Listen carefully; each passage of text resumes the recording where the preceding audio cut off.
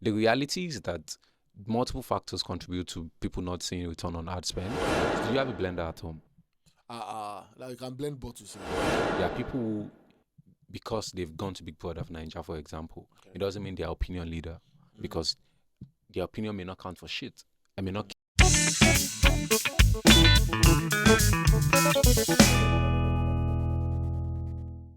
What's up, Africa? What's up, ladies and gentlemen? Welcome to the Truth Talk Niger podcast right here in the heart and city of Lagos. My name is Olufemi Daniel. I am your host, and of course, I'm super excited to be back in your faces. Today, I am not the only person in set. I've got my homeboy Joseph.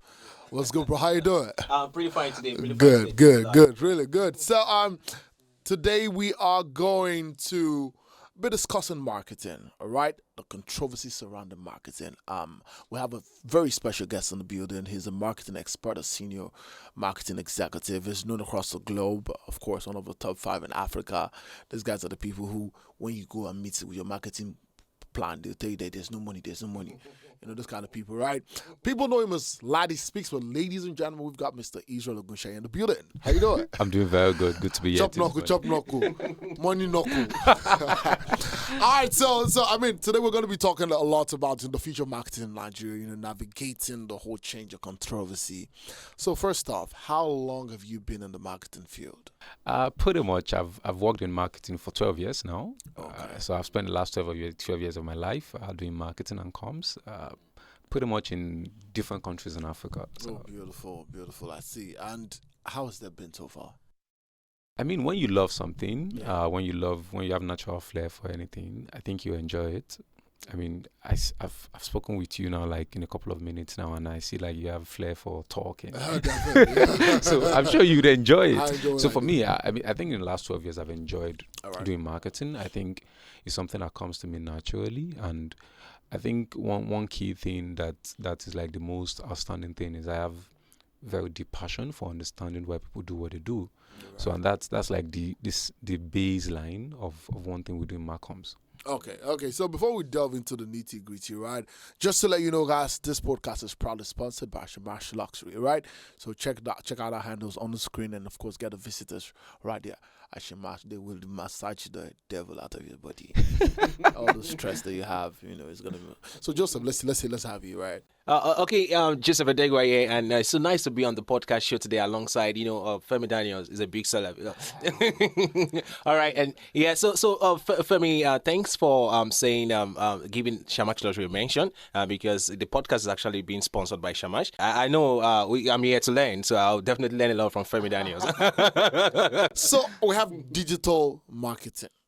We have traditional marketing. What's the difference? Because a lot of people go out now and say tech is the new thing. So you hear people there's a lady that calls me every time. Hi, Mr. Femi. I want you to come and learn digital marketing. Come on here. I'm like, so what's traditional? I know we have the traditional way. What's the difference? Most people do not even know the difference between digital marketing and traditional marketing.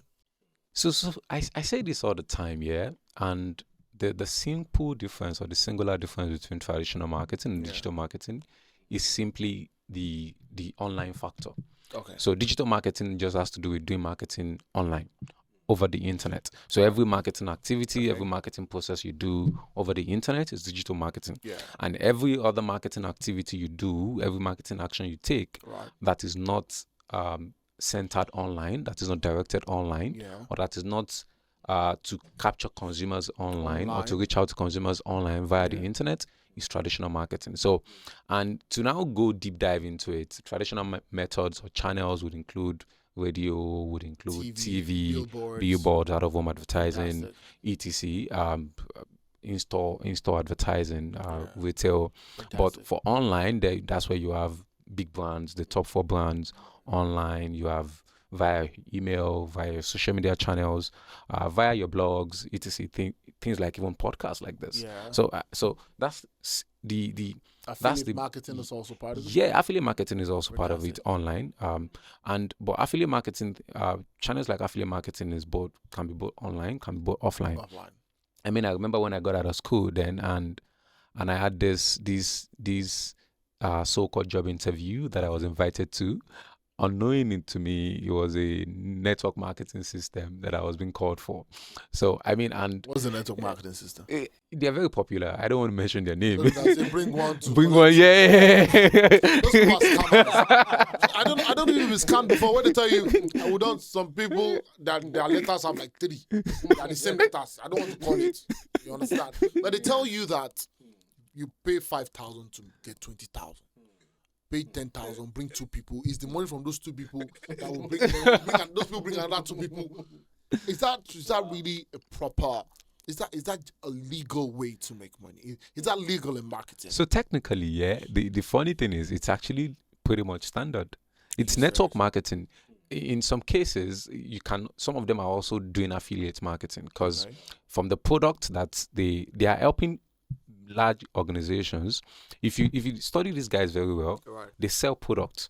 Those products were made by large multinationals, and these multinationals, the idea of selling out that product is to develop that network where you help them sell the product, and then you earn a commission or a revenue from selling that product, which is the idea of even affiliate marketing. So that can happen online, that can happen offline. So it's a mix of both channels. But those guys, that thing is standard practice, network marketing.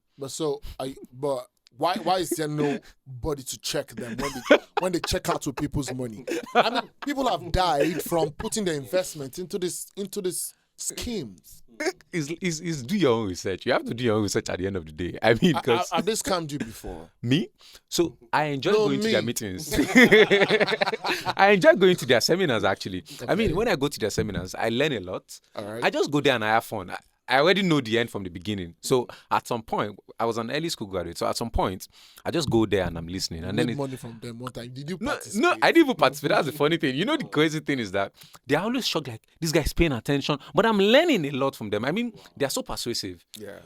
People fall into that trap very easily because they persuade you, they let you, they sell you big dreams. They sell you this big picture. Oh, next in October, we are going to South Africa. We are taking 10 of our people to South Africa. And then you believe I can be here someday. And then, so for me, those persuasion techniques are something that I go there to learn and even understand. There are people who, 2 friends can go to that place, and one is saying, "Oh, I want to leave," and the other is saying, "No, let's stay." And then you see those actions, and you're telling yourself, like, how is this guy thinking it can become something from this? But then it's hope, it's fate. So I was just going to ask you a question, right? Because now let's take Nigeria for example. You have adverts in different cultural either languages or styles. What really influences that? Because I mean, now when I travel to the north, I begin to see a particular brand's adverts in Hausa, and I think that's really, really good, right? How do you come about with all of this? Are you the people that advise the brands and say, you know what, English is not just a general word you should put out there when you're going to the north? How do you guys make this happen? So the thing is, every brand owner, brand manager, marketing manager, or anyone who works in marketing know that for you to communicate with consumers or for you to reach consumers, you need to reach them in a language that they understand. You need to, and that's why when you see some ads, they are so relatable. You feel like this. I see myself in this because of the advertising message. And so when you put up a billboard, for example, in Southeast, somewhere in Anambra State, and it says, "Oh, Kedu Odima. Odima," and they have like an actor or exactly who's like from that you see tribe. Zakoji on that same ad, or you see a Pete Edochie on that same ad, someone you respect, or you see a Fino, exactly. So and then you connect with it easily. Yeah, definitely. You see yourself in that person. You see yourself because it's speaking your language, exactly. So the thing is, and that's why localizing your advertising material is like the primary school of advertising. You need to localize your advertising material. You're going to I can't go to China now and put my advert in my TVC in English. You're not gonna sell. While some Chinese people may speak English, but the majority of them would prefer to see it in Chinese. Definitely. And so imagine your iPhone, perhaps most probably produced in China, and then it comes to Nigeria, it's in Chinese. I need to go learn Chinese.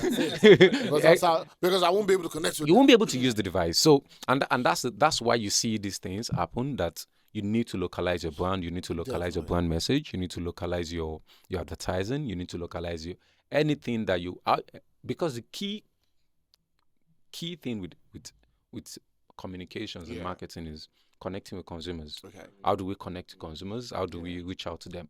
And that's why a lot of marketing concepts would be centered around the consumer. What do they do in the morning? What do they do in the afternoon? What do they do in the night? Okay. So just to digress, to go deeper, are there times where brands do not get a return on investment for their campaigns, marketing budgets?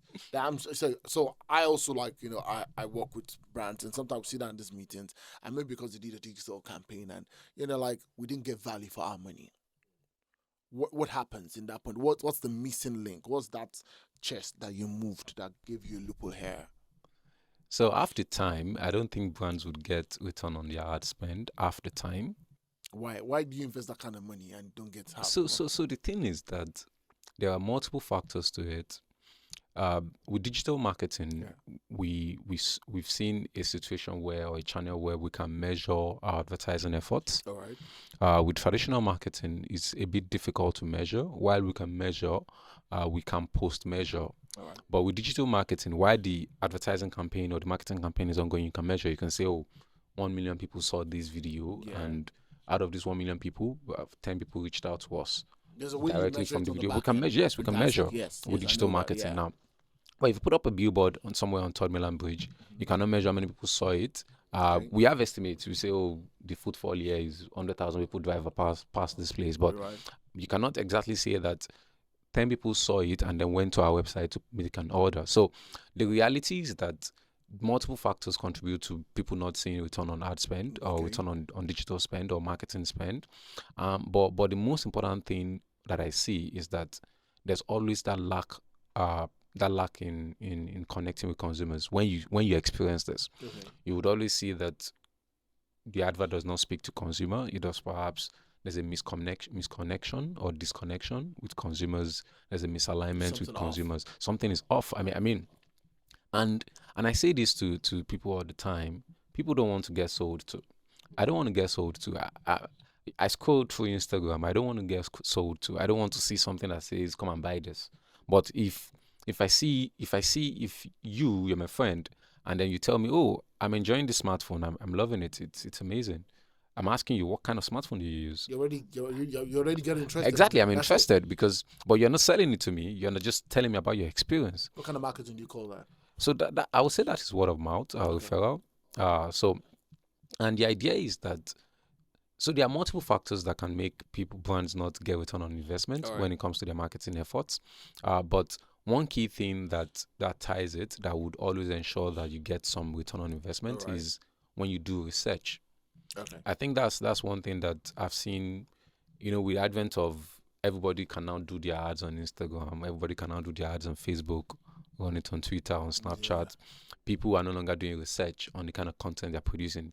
I saw a campaign recently by a mobility company. I'm not going to mention their name, and it went viral. It was a skit. Like, it's very simple. Someone, the story is this.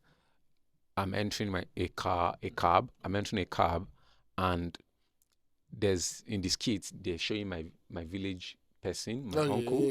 I'm sure you've seen now. Exactly. My uncle. Yeah.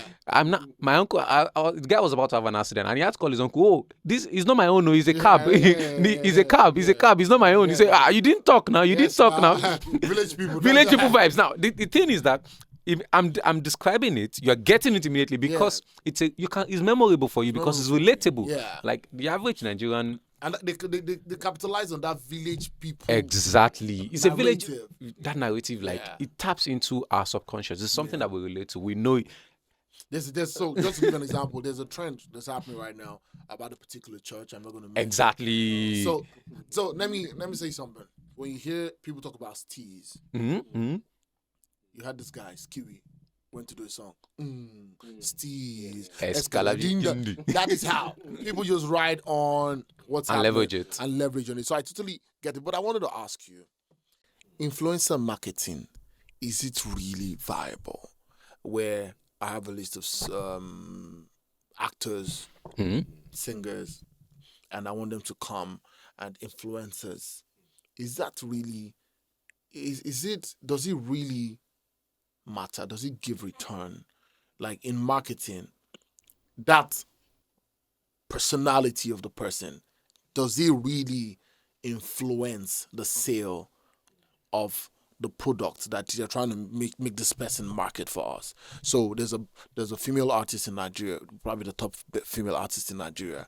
She was marketing a particular phone brand, and in my mind, I'm like, beautiful. So the question now is, do you think that because she is holding that phone, people will buy that phone? I'm going to answer this with a very good question, yeah? Right. And don't mention brands. Do you have a blender at home?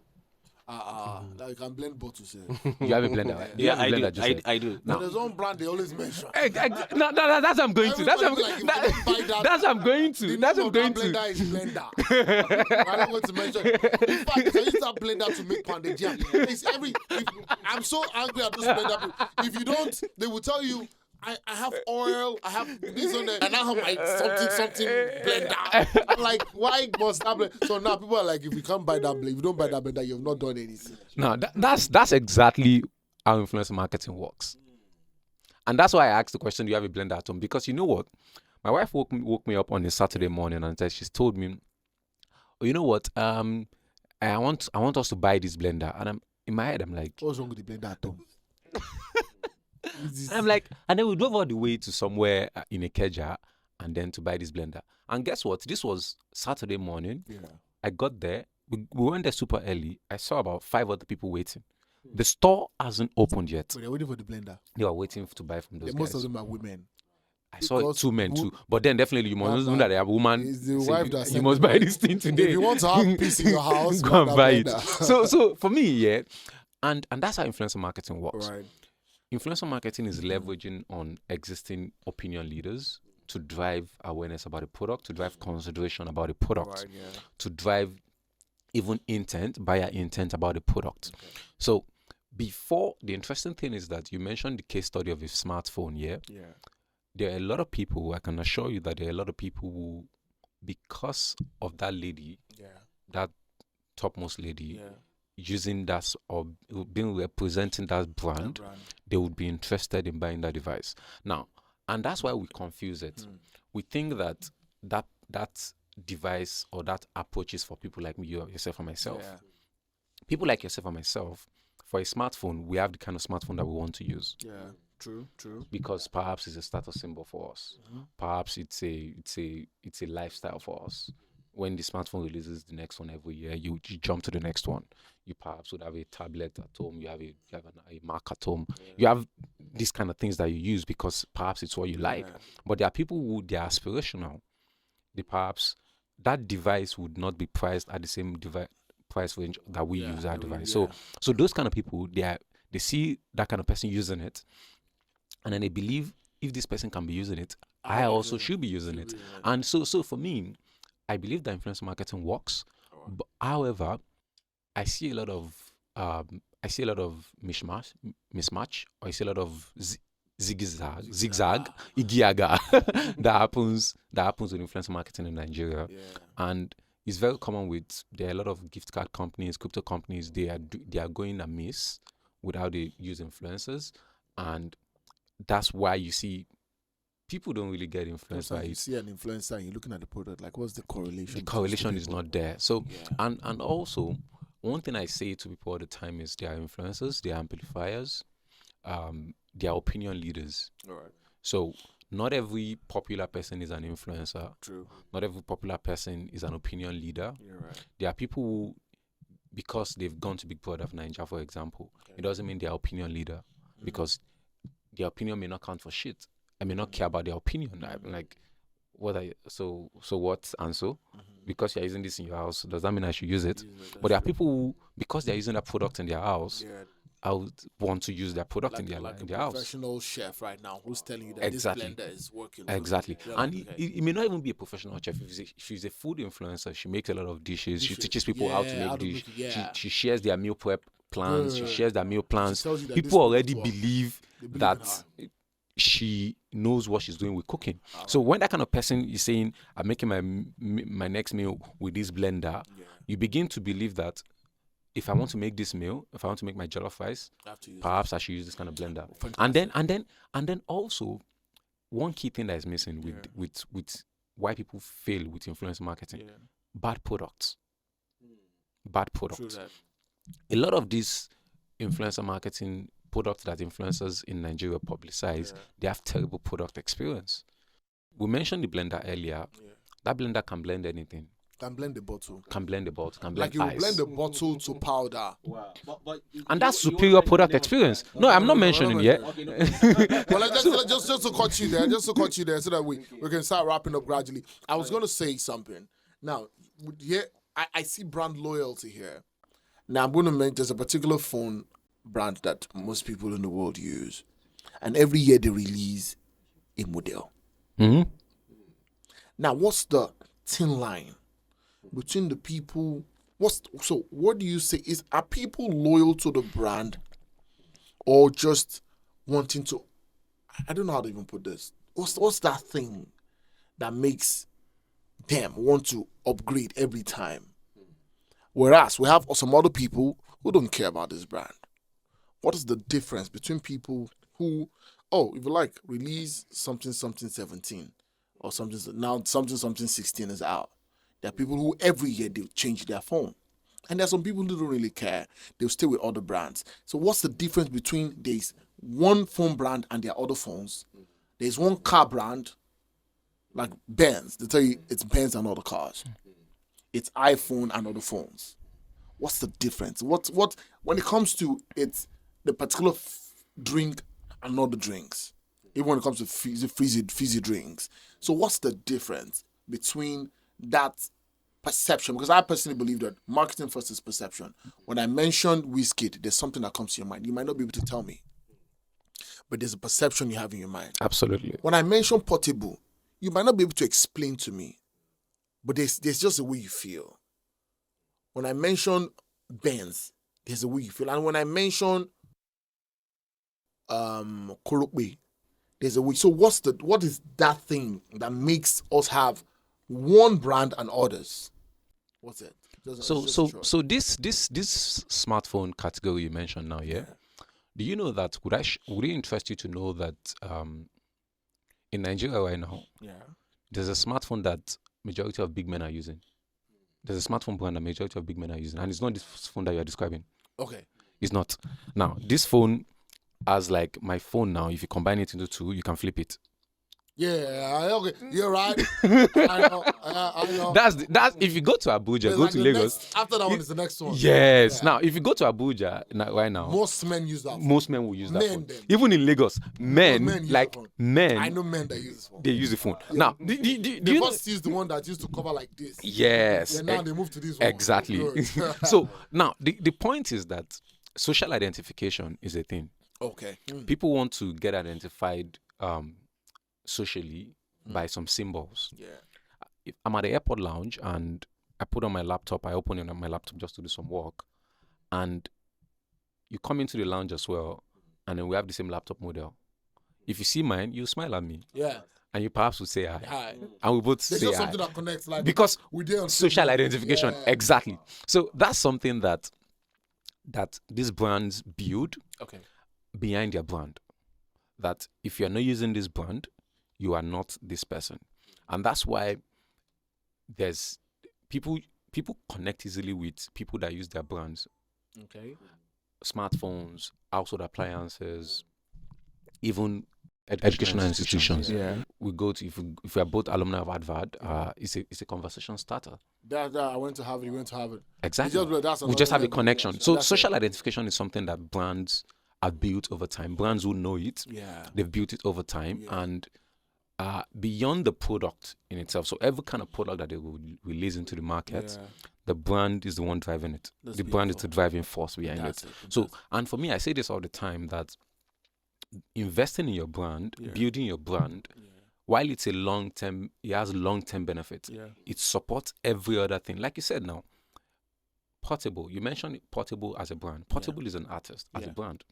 Do you know that there are certain kind of artists, no matter how much money Portable is dropping on the table, there are artists that will not do a collaboration with him. There are people, no matter what it is. No matter how much is dropping, like, I'm dropping this money on the table. There are artists that would not collaborate with Portable. Only if he pays double for it. And because of the brand. Why did you say that? Because of his brand. Because of his brand. Because they just feel like, perception. The people Portable that fuck with Portable or listen to Portable. Yeah. I don't want to reach out to this audience. I can reach out to them. If they stumble on me, that's fine. Yeah. If they stumble onto my content, onto my music, that's fine. But I do not want to intentionally position myself for them. Yeah. I mean, there's a very popular artist right now in Nigeria, female artist as well, Thames. Yeah. Right now, her moves is showing that she's positioning herself for global R&B. She's a global artist. American R&B. Yeah. So because she's positioning herself differently, the kind of people, the kind of listeners she will be getting will be different. It's a totally new audience. Yeah. And so it's a brand thing. I mean, Fantastic. the most shocking news of 2024 was Portable featuring, or Skepta featuring Portable. Portable, yeah. That was the most shocking news to a lot of people because they feel like the Skepta brand is totally different from the Portable brand. Yes, and even till now, you can see that it's like oil and water. It's not soluble. It's not, you know. So the reality is that building a brand, investing in your brand as a business, as an organization, is you cannot do away with from it. You cannot avoid it. And it's an intentional process.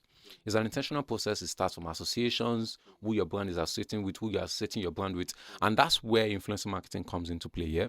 Yeah, they are doing companies or doing brands that they use some certain kind of influencers, and you're telling yourself, why? How?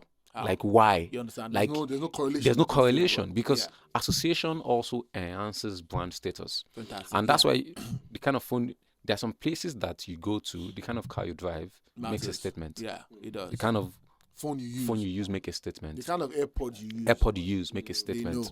Yeah. So you don't access some kind of places because of the brand you're associated with. So investing in your brand, building your brand is like the key difference in what you have said now. That phone company, Apple, has invested in their brand over time. So whether they release anything, I mean, people have started loving Apple since the day of using iPods. Yes, of course. I used to use an iPod. In secondary school, like the cool kids use iPod. In my secondary school, the cool kids use iPod. Exactly. They had the one the touch screen. Yeah. The cool kids use iPod. Yeah. Like, the cool kids use iPod. So from there, the cool kids migrated to iPhone 4, iPhone 4S, 4S, 5, etc. Yeah. So the cool kids, you would always find that the cool kids use this smartphone. So it became an aspirational product for a lot of people who say, oh, if I want to become cool, if I want to look cool, let me use an iPhone. Even till now, you know, some of us still love the vintage ones, iPhone 5s and all of that stuff. SE, you know. So I still like that. So just to wrap this up, right? What is your advice as a marketing specialist to people who encounter problems in their campaigns? I think my advice would always be to research. All right. Take a step back. A lot of times we launch marketing campaigns as though it's for us. Not or we are the consumers. View. I think a lot of people, because of bias, it's my product. This is what I think. That's not it. But you're not the consumer. Right. I mean, look at music, for example. As an artist, you might like a song, but when your A&Rs listen to it, they think, or they set a focus group and then they listen to it and like the reaction, they're like, these people would not like this song. Yeah. So, and you might like the song. There are artists that have told me, oh, I have like 20 songs that I've compiled for my album, and maybe only 10 make it out. Make it out of 20. Yeah. There's a reason to why they drop those other songs. To arrange it in the album. Exactly. Yeah. So, and it's mostly down to the listeners, the consumers. Same thing goes with brands. Fantastic. Before a standard company releases an ITVC, they show it to a focus group. They see their reaction. They watch it. They listen to it. They review it. Before they release a product, people test. Yeah. They test the product. They see what's the experience. So, if before people launch marketing campaigns, decenter yourself. Let a research be done. Do a research around what the experience is. Fantastic.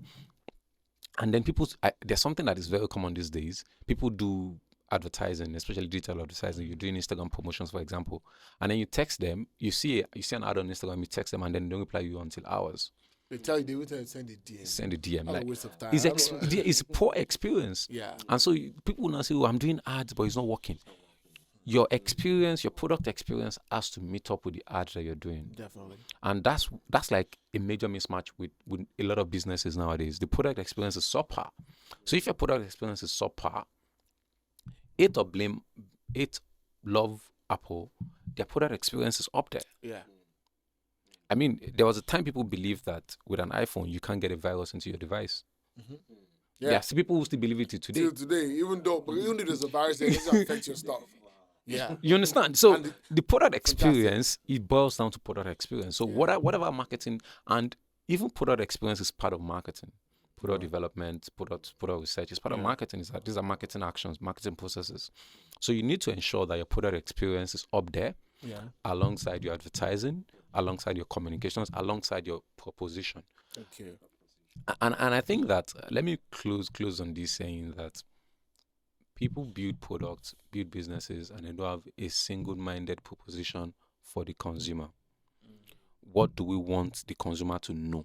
Experience. What do we want the consumer to experience? Yes. What do we want to tell the consumer? One single thing that if you see that these communications or this material, you can get from it. I made mention of this popular skit earlier, where the guy is saying, "It's not my car. I'm in a cab. Uncle, please." There's a singular proposition in that ad that if you analyze it, you would see it. It's memorable, and that's why it's memorable. Because it's there. They're not trying to sell you so many things at once. And I share this story all the time as well. During the World Cup, there was a guy. There are people who call pitch invaders in football.